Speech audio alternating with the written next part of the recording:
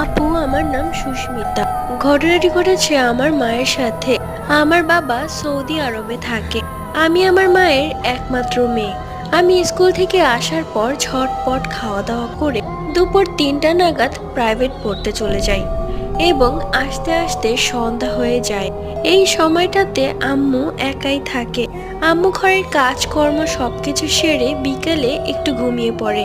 তখন ছিল শীতকাল। আমার আম্মু কম্বল গায়ে দিয়ে শুয়েছিল। একটু পরে আম্মুর মনে হলো কেউ যেন আম্মুর গা থেকে কম্বলটা টেনে নিচে ফেলে দিল।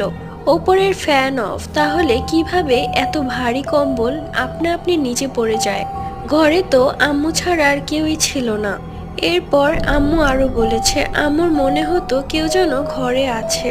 তারপর আমরা একটি হুজুরকে এনে ঘরটা বন্ধ করি। তারপর থেকে সবকিছু ঠিক হয়ে যায়। এরপর আম্মুর আর ভয় লাগে না।